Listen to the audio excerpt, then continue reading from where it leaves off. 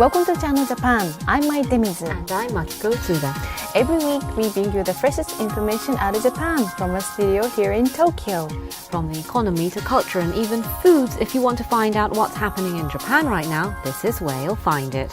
Well, these are our topics for today. As always, we have some interesting stories to share with you, so stay with us.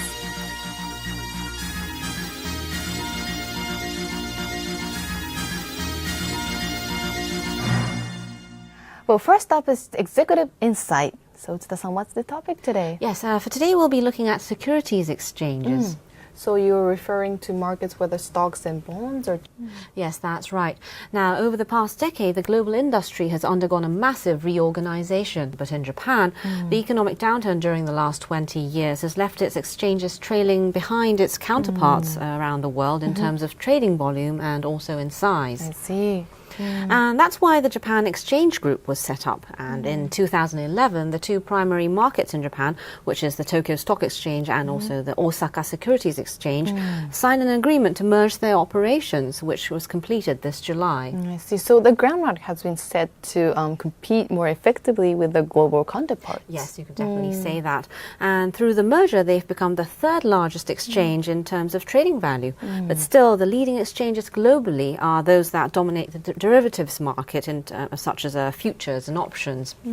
So where does Japan stand in terms of derivatives market? Well, in that sense, Japan ranks 17th globally by derivatives transaction volume. And the hope is that by creating JPX, it will help them grab a larger share of the market. And to find out how this new combined exchange is working to strengthen its presence globally, and particularly in Asia, we talked to Atsushi Saito, who is the CEO of JPX. So take a look. Executive Insight.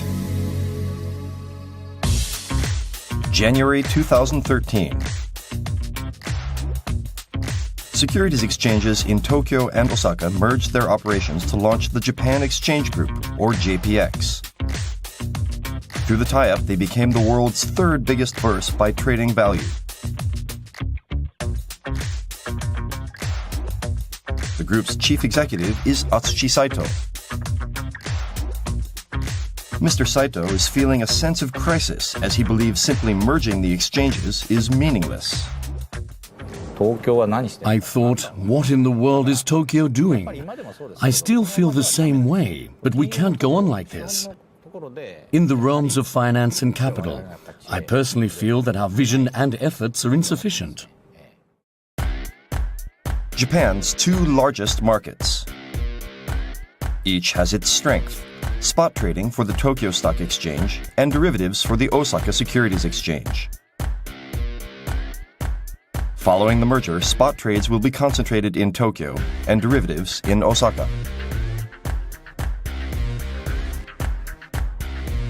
We first asked Mr. Saito about the initial impact of the merger. Would you tell us about the effects you've seen? All of the spot trades in Osaka were consolidated in Tokyo. The trading volumes of stocks listed in Osaka have doubled on average from before the merger. What's amazing is that some have seen turnover jump several tens of times. I met the president of one of those companies in Osaka, and he was overjoyed. He told me that he was struck by the big difference of having a listing in Tokyo. With the merger, the number of listed firms surpassed 3,400. Going forward, Mr. Saito is looking to further internationalize the market. When you look at the global financial market, how do you see the power relationship changing, and what is JPX's position? In terms of spot trading, I believe our competitiveness is quite strong. But in every market around the world, domestic companies are dominant. The ideal is for more foreign companies to list. Right now, we only have about 10 firms. London has an especially large number of foreign companies. In terms of spot trading, one of the things we're thinking about is making it into a market that will attract foreign companies. Derivatives trading, meanwhile, has remained sluggish in Japan, which ranks 17th globally by volume. A big focus of the merger this time has been the strengthening of derivatives. Derivatives don't have much of the characteristics of individual stocks. Because mathematically created indexes are being traded, they're relatively more international. In that sense, derivative traders move at a slightly faster speed and in a wider range. A big focus of the combined JPX is the international expansion of these derivatives. In other words, we want to bring in more players. In 2012, Mr. Saito says there were two events that made him sit up. One was the acquisition of NYSE Euronext by the 13-year-old Intercontinental Exchange, which focuses on energy futures such as crude oil.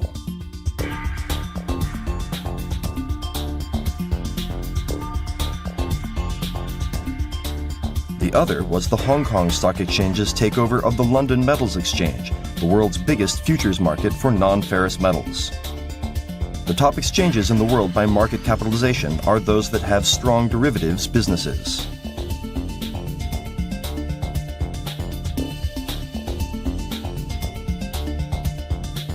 In March 2014, JPX will consolidate derivatives trading in Osaka.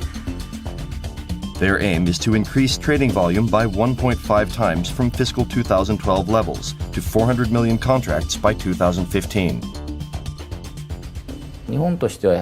We believe it's necessary for Japan to have a proper market for these products. We need to go into this area as a business. I think we have the ability to grow our presence. You've mentioned that products are an important pillar, but do you have a specific concept in mind of what Japan could offer? Natural gas, for example. Japan is the biggest consumer, or rather importer. The prices that Japan pays basically set the prices for natural gas around the world. Japanese trading houses are probably heavily involved in that. So I want to develop various indexes and futures for natural gas. As with futures trading, a major focus for JPX is their Asian strategy.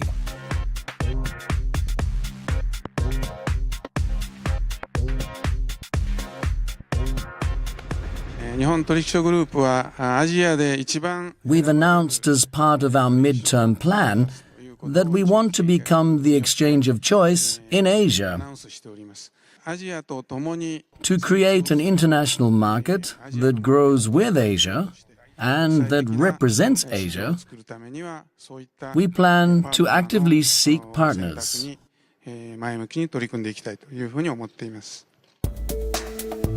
Mergers are accelerating across Asia. The Association of Southeast Asian Nations has been working on a plan to consolidate stock exchanges of member countries by 2015. If they succeed, a market with the number of listed companies rivaling Tokyo would be born in Southeast Asia. Amid this, what can Japan do to increase its attractiveness in the region? We want to participate in that framework from Tokyo, from Japan. I wonder, after this program airs, will they say, "Come join us," or say Japan needs to stay out? I want to participate in some way or form. After all, we're part of Asia too. You've said you want to become number one in Asia, but how do you want to position the company? Number one may be a bit much. It's about coexistence. We will, of course, offer anything we can. But, for example, we've had a tough time trying to set up a stock exchange in Myanmar. We're more than willing to go any place where we're needed. Other countries as well, aside from Myanmar. Myanmar, which has been undergoing democratization, is actively working to modernize its financial sector ahead of the planned economic integration of ASEAN by 2015. Amid this, JPX and Daiwa Institute of Research have been helping to set up the country's first securities exchange. Scheduled to open in 2015, they are providing expertise in drawing up policies, designing computer systems, and training personnel.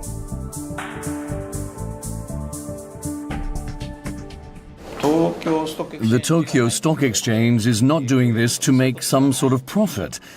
Asia is extremely important to us, so we believe it's necessary for Japan to forge a closer relationship in diplomacy as well as economics.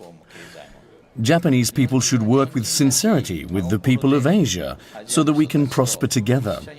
If Japan has expertise in something, then we should provide that. If they, the people here, prosper, then a favorable wind will eventually blow towards Japan. That's why right now we simply want to contribute.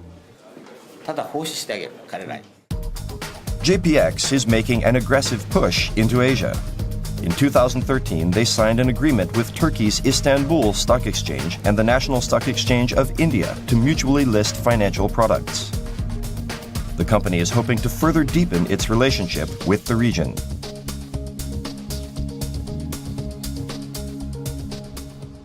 I think the people of Singapore and Thailand are doing a great job to integrate the financial markets of the region. They're working hard despite the difficulties they face. Japan wants to participate in that process in some way.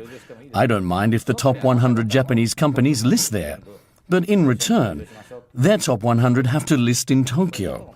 That's one of the things I'm thinking about. I would be extremely happy if they respond to my proposal. The development of derivatives trading and an Asian strategy are among their biggest challenges. The organization itself is also undergoing changes, epitomized by the Walkman and room slippers. I've heard that you've banned people from wearing room slippers in the office. I want people to use their legs. In a government office, people wear room slippers. I'm sure you've seen that. It's very symbolic. They're saying, "You come to my door, I'm not going to go over there." We are, of course, an exchange, so companies that want to list come. We're kind of renting space, so it's okay just to wait with our arms folded across our chest. There used to be an atmosphere like that, and we had to change. We have to be proactive. We need to go around the world, to Brazil, Argentina, or the Middle East, and ask companies to list in Tokyo, to get financing in Tokyo, to issue bonds. We need to communicate how we're changing the rules. I told my employees to do more of this and take action with that fundamental intellect. In other words, wear light shoes if you're going to go. Mr. Saito says he learned about aggressive management from Sony founder Akio Morita. His concept of nurturing the ability to create something out of nothing. He said, if there's no demand, create the demand. I used to travel around the world frequently with Mr. Morita and learn from him. For example, the Walkman. He said he was going to make something that you could listen to music while walking around. He said if they made it, people will definitely start using it. And it really happened. Without a doubt, that was only possible because Mr. Morita decided he wanted to let young people listen to music on the go. So demand is something that will naturally bubble up.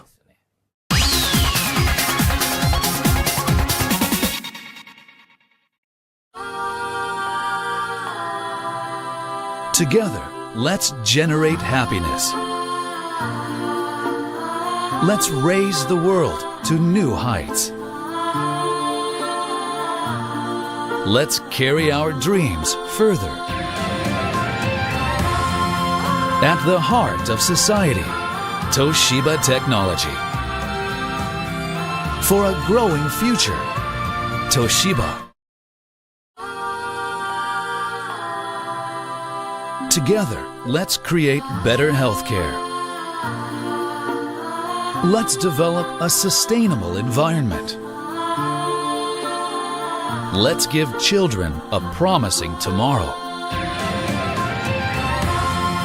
At the heart of society, Toshiba Technology. For a growing future, Toshiba. ยังจำได้หรือเปล่านะ เรื่องต่างๆที่เกิดขึ้นตอนวาดรูปนี้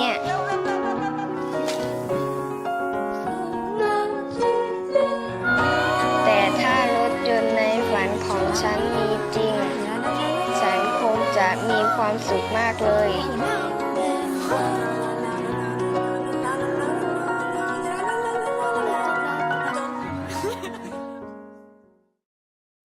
For Earth for Life, Kubota. One day has finished, and one new day has started on somewhere in the world. Kubota supports every moment somewhere out in the world. By the mechanization of agriculture, by the maintenance of water infrastructure,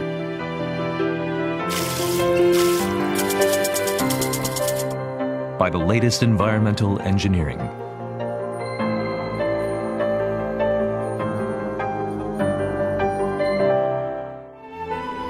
We support a prosperous life for humans while protecting the environment of this beautiful Earth. Food, water, and the environment link the world. Kubota.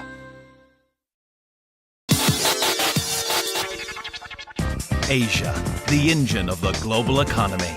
Japan, a regional powerhouse. And now, direct from Japan, economic news with a global impact in Chinese, delivered by Nikkei. Read the future, lead the economy.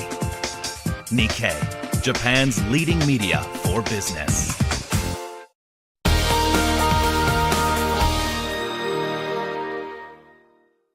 You're watching Channel Japan. In our next segment, Project Japan, we bring you a video report from Nikkei Online Edition. The topic is robots. Well, we discussed this in the past program. I understand Japan is said to be a leading player globally in robotics. Yes, that's right. And Japan's biggest strength is said to be in industrial robots that are widely used in factories and manufacturing plants. And globally, Japanese companies have a market share of over 50%. Well, I remember in the past program, we introduced a robot that assembles products together with humans at faculties, as well as a robot that works in the food processing faculty that works several times as fast as a person. Yes, that's true. There are such robots, but actually there's a whole range of robots that assist in human tasks. And this time we put the spotlight on service robots. So what kind of service robots are they? Yes, we've put together a list over here, just show some of the most common service robots. They are used everywhere, but some of them assist in medical surgery, others in nursing care such as physical rehab, housework, education, and even entertainment. And so today we put the spotlight on two people who are working to develop a very unique robot. So take a look. The Project Japan.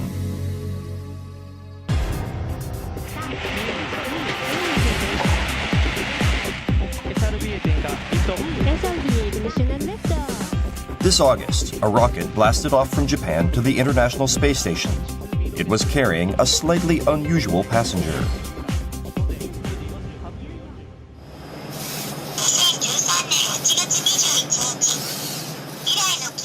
Aboard was Kirobo, the first talking robot to be sent into space. It can not only speak, but also have a conversation and communicate with humans.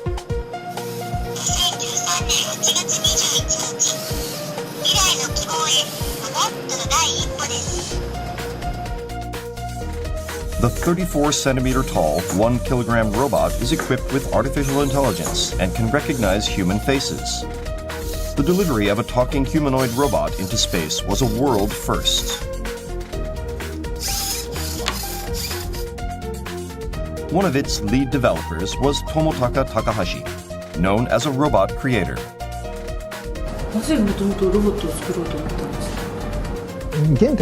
It all started with Astro Boy.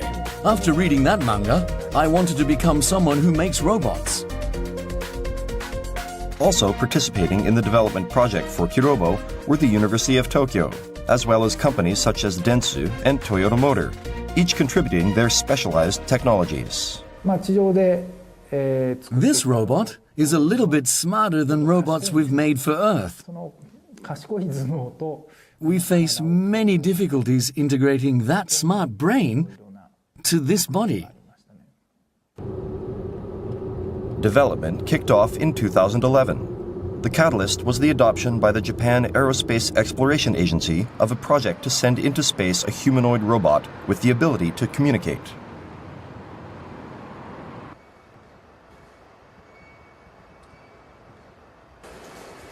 To ensure that Kirobo would meet the conditions of the ISS, tests were carried out repeatedly to check every detail. This is a test to measure the volume of the sounds emitted by the robot, such as from the motor. Unless it's below a specific level, the robot will not be permitted to stay at the station. There are various criteria, such as for heat, sound, electromagnetic waves, and microjets. Unless all of them are cleared, it can't go into space. In that sense, the tests are more stringent than that for an astronaut. Every time a problem is revealed through the tests, a painstaking review must be carried out.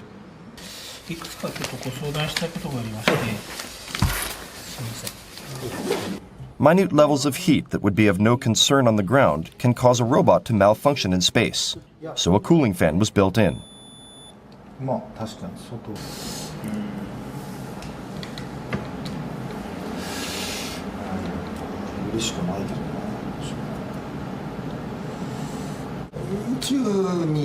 I may know a lot about robots, but absolutely nothing about space. Things that I think are common sense on Earth aren't all that applicable in space. Kirobo is required to pass 12 types of tests in all. On this day,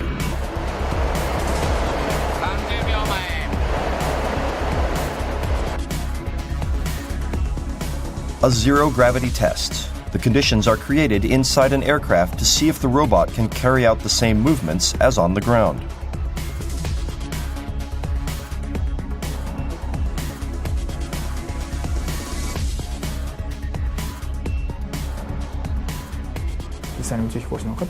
The astronauts will actually be using the robot, so we've been getting a little better at visualizing that and making adjustments.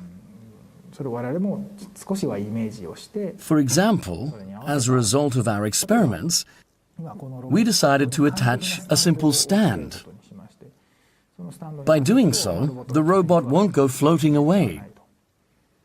By actually experiencing zero gravity, it's become easier to consider such operational issues. In just over 2 years after the launch of the project, Kirobo was completed.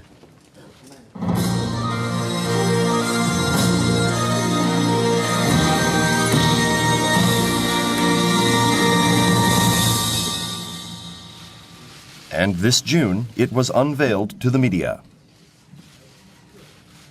Hello, Kirobo.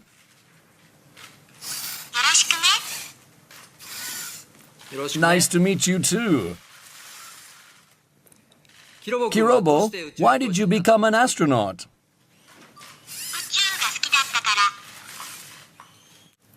Kirobo, what's your dream?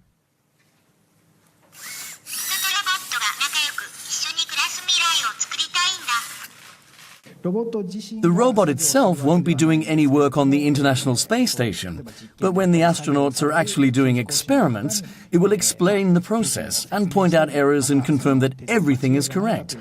I'm hoping that's the role this robot can play. And this August, Kirobo was carried to the International Space Station. Expeditions 36 and 37, the crews expect to greet most of the cargo vehicles that are keep and simulate gravity, allowing crew members to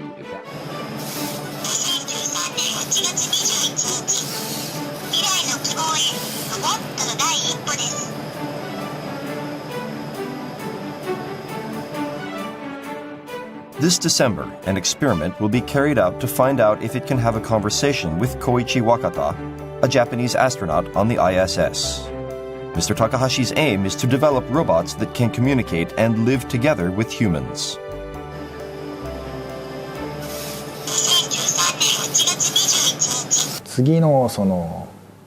When I imagine how people's lifestyles will change in the future, I feel that we'll be using more of these types of small humanoid robots that communicate.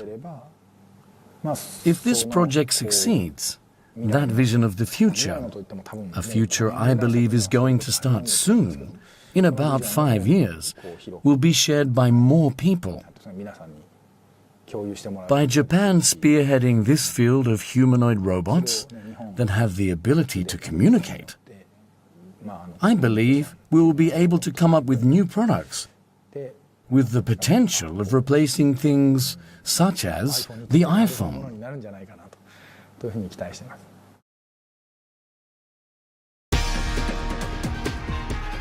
Robots aren't only being made by those on the front lines of robotics research. This is a massive rhinoceros beetle robot, the Kabutom RX-03. It has become a popular attraction at events. It's 11 meters long, 3.6 meters tall, and weighs approximately 17 tons. Including the horn and wings, there are a total of 31 moving sections.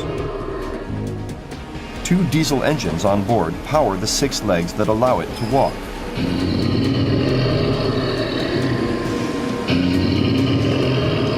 The robot was made single-handedly by Hitoshi Takahashi, who runs a business designing and building industrial machinery. Working on the idea during his free time, he finally completed it in 2010 after 13 years. The controls are inside the rear cockpit. It can also be remotely operated.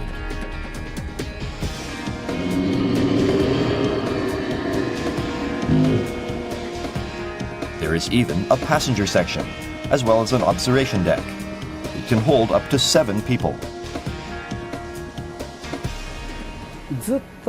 From a young age, I was always making something. So this time I wanted to do something big.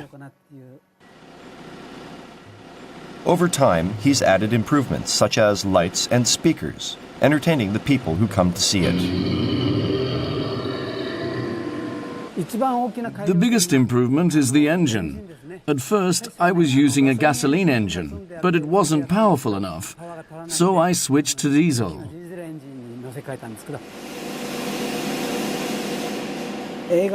In the world of movies and games, you see a lot of robots that are ridiculously big.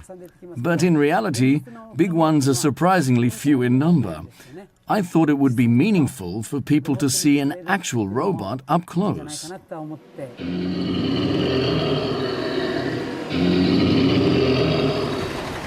On this day, he's been invited to an event in a local region. The robot was disassembled and shipped out the day before. Arriving at the venue, the body section is first taken out of the trailer. Then the 6 legs are attached.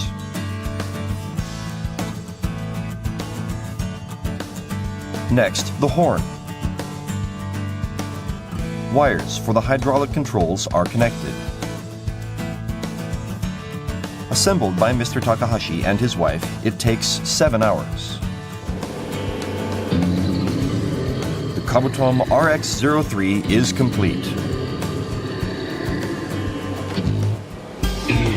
The day of the event. The venue is a space in front of a shopping center. Let's start! Mr. Takahashi runs the entire show on his own.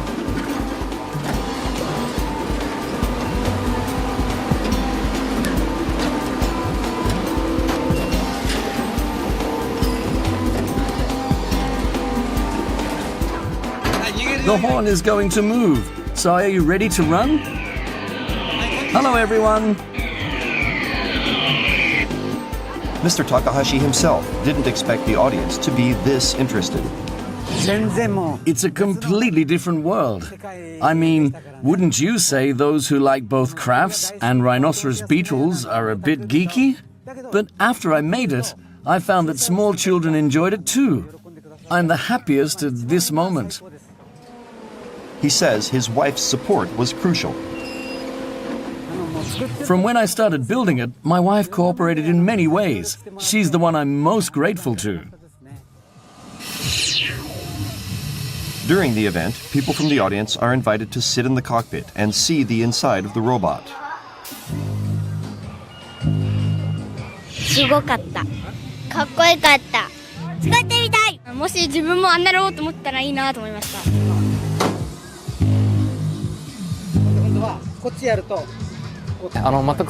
We can't recoup the cost of the show, but we wanted to show the robot to many, many people. I think robots aren't something you can make that easily. I hope some of these children will remember this and that it will stimulate their curiosity. I'm sure it will.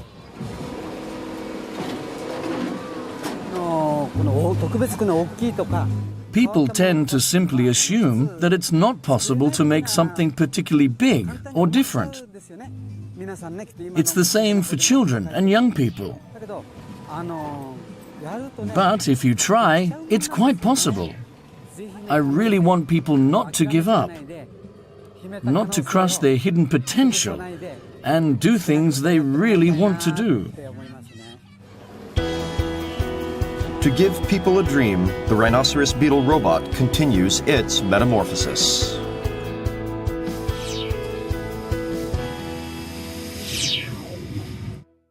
Well, all the children were so excited to see a beetle robot. They're so cute. But why the renewed attention of this service robot? Well, a major factor is the aging and shrinking population in Japan, which has raised concerns about a labor shortage. And that means manpower will be needed not only in workplaces, but also inside the home and at nursing care facilities. And with demand expected to grow for assistive robots that can carry out various everyday tasks, and more companies have started investing in R&D. And for example, Hitachi came up with a robot that will guide visitors through their offices. And also Panasonic has developed a robot that helps people wash their hair. So we can expect this industry to continue expanding. That seems to be the forecast, at least according to the Japanese Ministry of Economy, Trade and Industry.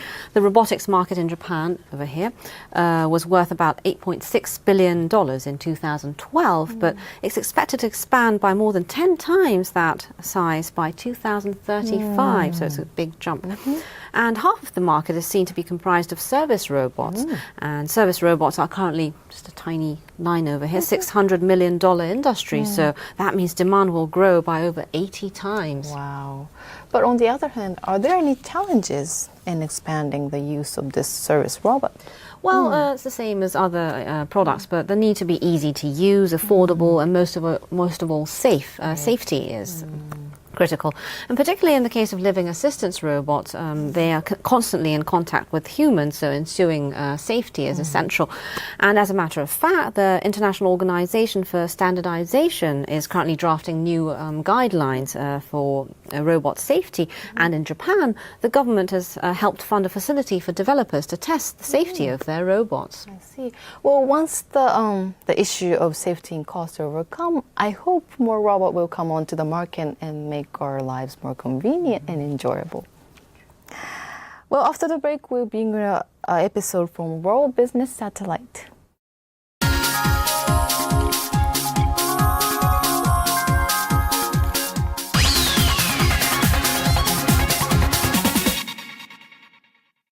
Sou uma pessoa comum. Eu gosto de apreciar todos os momentos do meu dia. Quanto isso pode me motivar? Como eu posso me manter focada? Tudo ao meu redor, incluindo os momentos do meu dia a dia, é o que eu preciso para me concentrar para a minha luta de 90 minutos. Quero dar esperança às pessoas.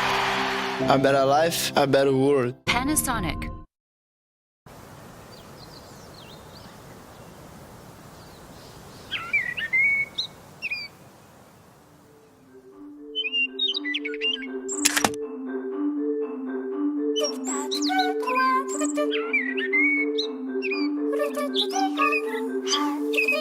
Wouldn't it be wonderful if we could do this? We make things like this possible through the power of chemistry. We're the Kaiteki Company, Mitsubishi Chemical Holdings. The view is almost like peering down on the star-filled night sky at your feet. It's the city at night seen from a height of 450 meters. Make unforgettable memories. City lights stretching for as far as the eye can see. Find it at Tokyo Skytree.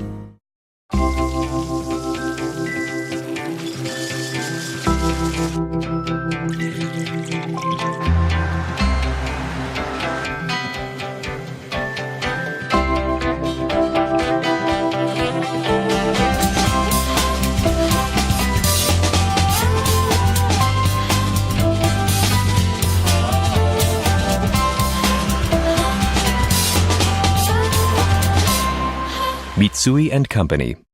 Sou uma pessoa comum. Eu gosto de apreciar todos os momentos do meu dia. Quanto isso pode me motivar? Como eu posso me manter focada? Tudo ao meu redor, incluindo os momentos do meu dia a dia, é o que eu preciso para me concentrar para a minha luta de 90 minutos. Quero dar esperança às pessoas. A better life, a better world. Panasonic.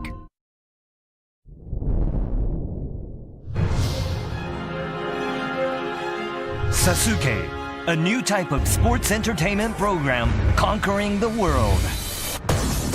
It's about human achievement and people's passions, and I think that relates to almost everybody. From Japan to the world, Ninja Warrior, Tokyo Broadcasting System.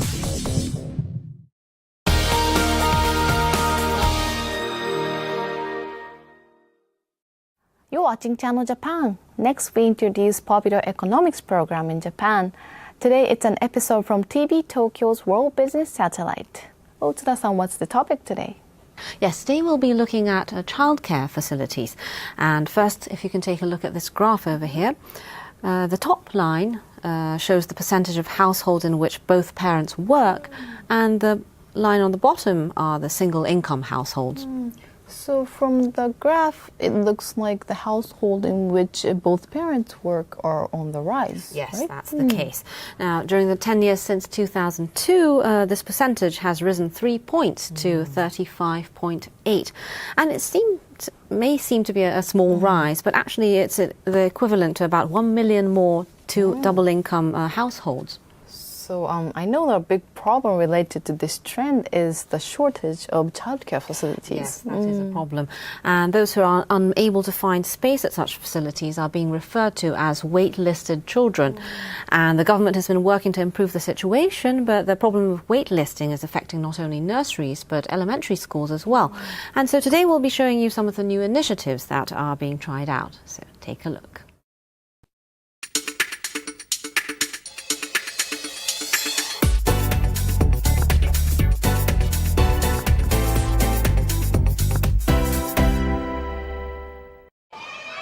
A facility in the suburbs of Saitama Prefecture. Ice cream is a necessity. Kids also like potatoes. Snack costs are set at about $1 a day per child. Ms. Kono and her team are preparing snacks for elementary school children. Welcome back. At 3 p.m., children who've finished school arrive one after the other. This is a private after-school facility. Children with working parents are looked after for about 4 hours until they're picked up.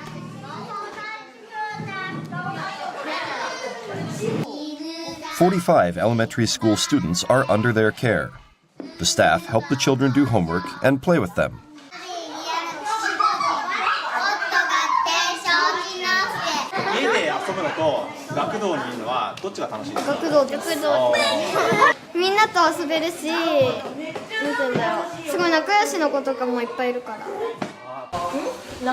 At 6:30.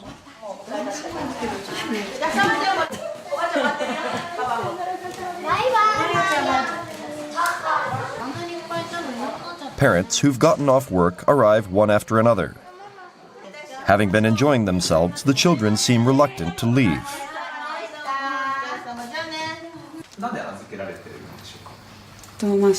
I work and had to stay late at the office again. I can keep them here until this time without worrying. They learn social skills and make friends. Her siblings are a lot older, so it helps to have a nice big brother who will play with her.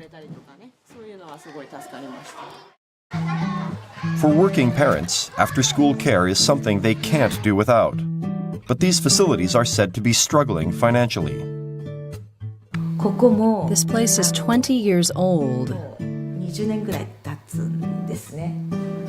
Things are starting to break everywhere. We have to create the right conditions for people who depend on these facilities. The lack of government support has held back the establishment of such facilities even as demand increases due to the growing number of dual-income families. There are many families who relied on nurseries that don't know what to do once their children enter elementary school. It's being called the first-grade wall. Since most facilities don't operate into the evening, many working mothers are forced to give up their jobs. This so-called first-grade wall has emerged as a major societal problem. According to one local government office in Saitama Prefecture, about 7,000 children are on waiting lists to enter such facilities. Nearly 70% of mothers of early grade school children work. We estimate that there may be actually over 400,000 waitlisted children nationwide. The growing demand for after-school and nursery facilities is also catching the attention of businesses.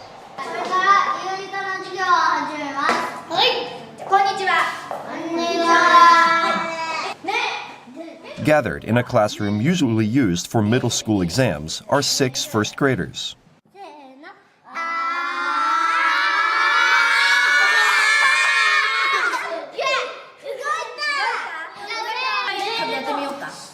This lesson involves sprinkling salt on top of a vinyl sheet to learn about vibrations caused by speaking.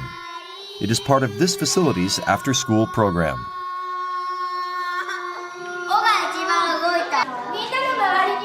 What's around all of you?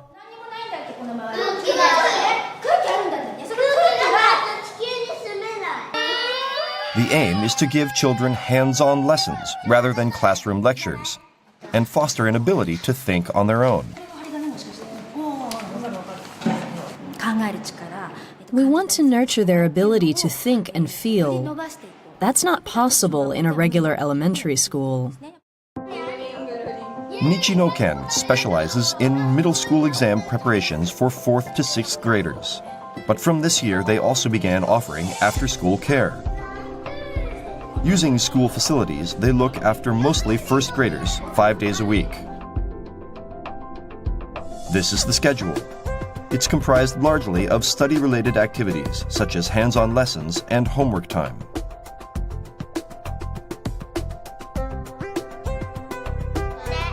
Dedicated staff, experienced in teaching, work closely with the children.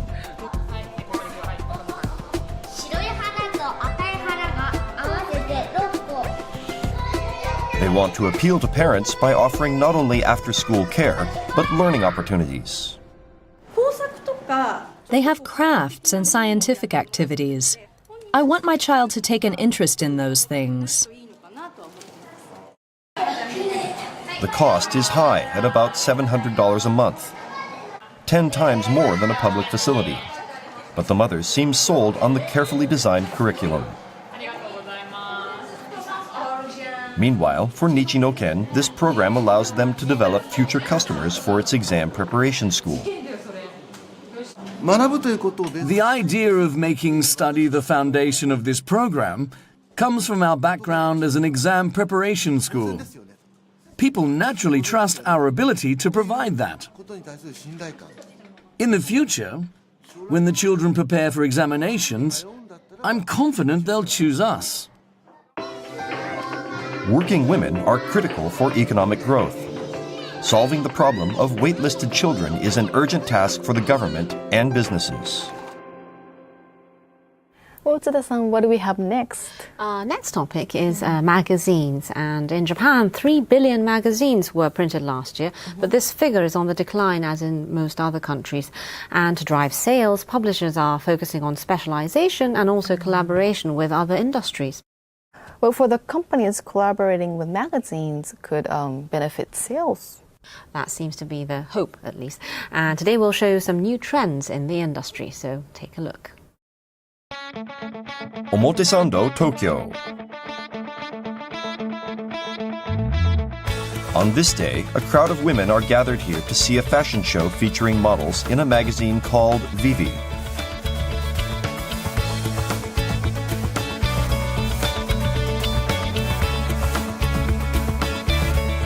Held during a 3-day holiday, this event is being staged in a collaboration between Uniqlo and 10 women's magazines. Featured are autumn and winter clothes, jointly developed by the apparel maker and the publishers.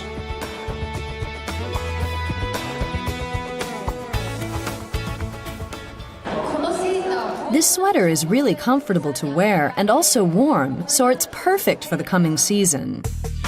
Clothes worn by the models can also be bought on the spot. There are designs for women of various ages.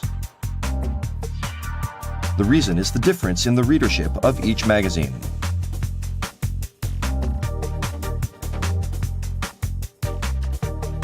This magazine's core readership are women in their 40s.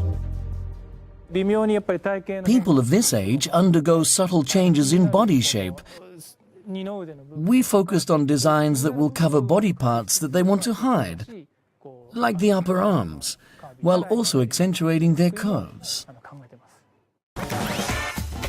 Meanwhile, Uniqlo's aim is...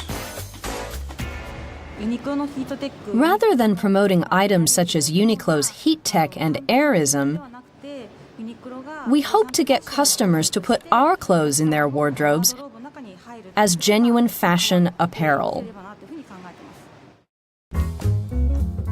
Uniqlo is known for simple yet highly functional products.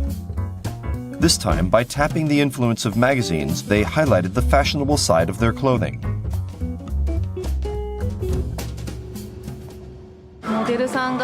Clothes actually worn by models, as opposed to those in a store, give a different impression. You really feel that they can be worn in a fashionable way.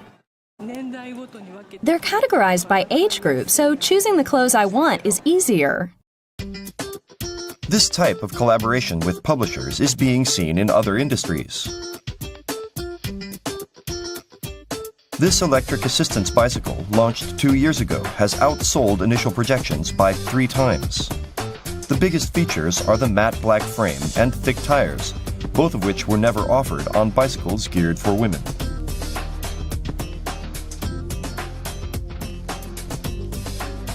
This product was developed with the help of a fashion magazine for 30-something mothers called Verdi.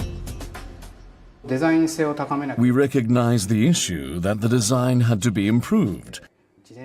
They gave us a very passionate proposal for a bicycle that would be more fashionable for mothers and that would transform the atmosphere of the city. The joint project was originally proposed to Bridgestone Cycle by the publisher. They decided to put wheels to their idea in response to requests from readers for a bicycle for mothers and children. A survey they carried out revealed that 91.5% of readers were dissatisfied with the look and feel of their bicycles. Mothers nowadays prefer to be seen as cool rather than cute. They detailed the development process in the magazine and also featured the bicycle in its fashion pages.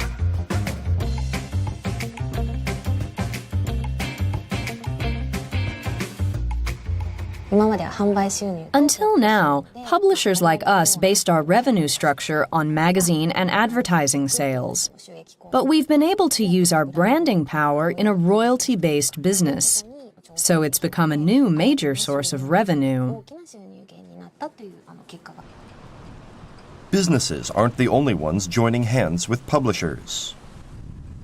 This July, Saga Prefecture launched a joint project with publisher Takarajimasha. It was the first time for the publisher to tie up with a local government. According to a regional branding survey by Nikkei Research, Saga ranked 45th out of 47 prefectures in terms of recognition. The local government is hoping to promote the area especially to women in their 30s. Women in their 30s are receptive to information. If they find out about something, they'll take action. They also have an extremely strong tendency to share information they've acquired. We thought this would be a good way to get people who don't have a chance to visit our promotional shops to learn more about the prefecture.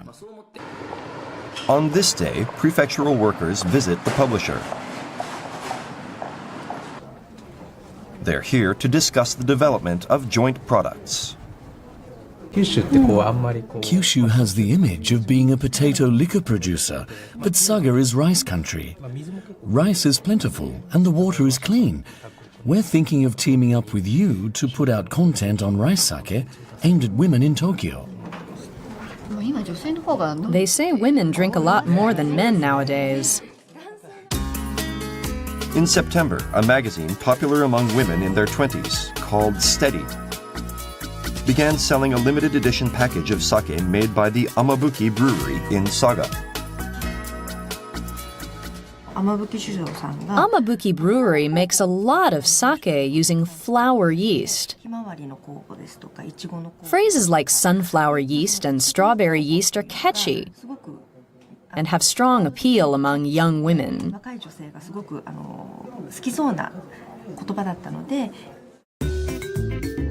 While the package until now used a pink-colored label to appeal to women, the magazine used a design with a strawberry motif and a more vivid font.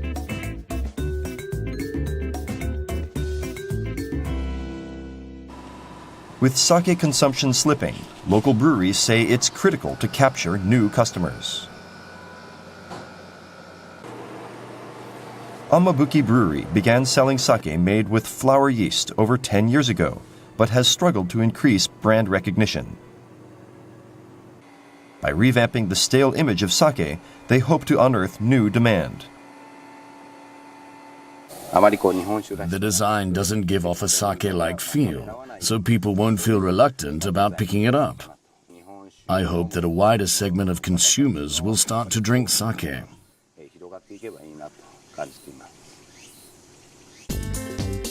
The publisher has tripled its readership from 5 years ago by attaching gifts to the magazines and narrowing its target audience.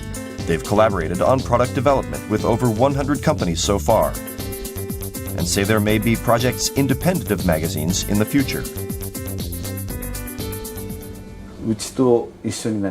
A growing number of companies are starting to work with us. It's not our main business, but we believe we'll be able to meet those needs as time goes on. Magazines have long been seen as simply a medium for advertising. Through their keen understanding of consumer demands and marketing power, a new relationship with businesses appears to be blossoming. Tsuda-san, it seems that magazines still offer many advantages. I agree, yes. And just to show you a few really interesting magazines that have been recently launched, this one. It's called Showa 40 Men, which targets men born in 1965. And it features pieces on television shows and anime characters that boys born in 1965 were into. And the magazine's concept is not only nostalgia, but it's also to give readers a new perspective and energy in their present work life. And it actually has a circulation of 120,000. Wow, amazing. Big number, isn't it? And the next one is called Fault, which targets physically active men and women women between the ages of 45 and 55. And it features articles on fitness and has a circulation of 100,000. And the last one is called Hachimaru Hero, which focuses on popular cars in the 1980s. I see. Well, I guess the idea is that there is a dormant market within each of these readership segments. That's what the publishers are hoping, at least. And even as the circulation of magazines declines, about 100 new ones hit the shelves every year. So there may be hidden business opportunity in each of them. And that brings us to the end of this edition of Channel Japan. We have much more in store for you, so make sure to tune in next week.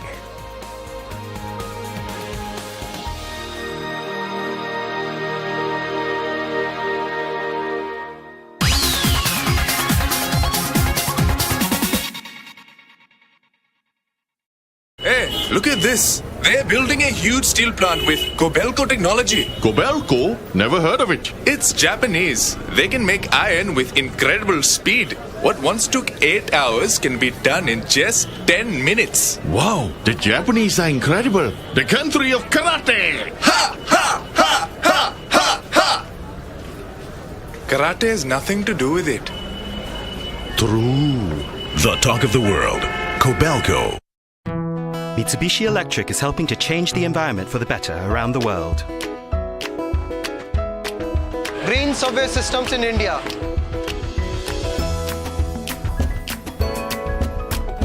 Green solar power systems in Singapore.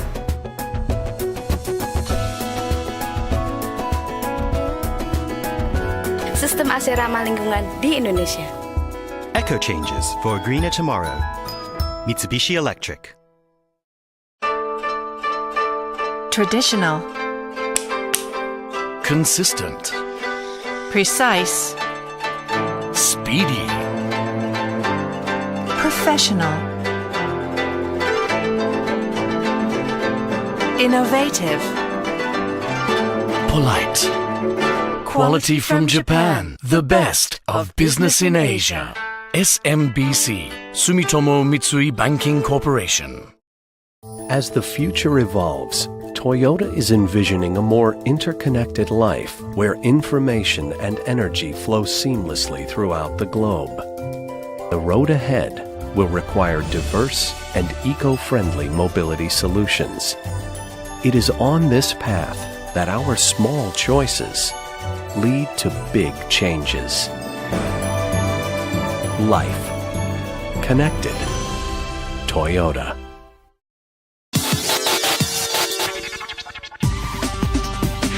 Asia, the engine of the global economy.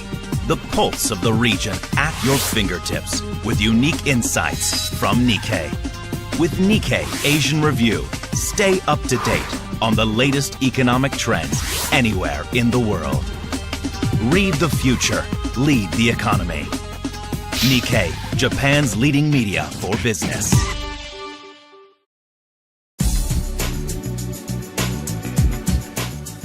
Channel Japan. Your source for the voices and views of people and businesses across Japan. The latest reports on Japanese companies, culture, and technology. Find out what's happening on the ground. Every week, direct from Tokyo, Channel Japan.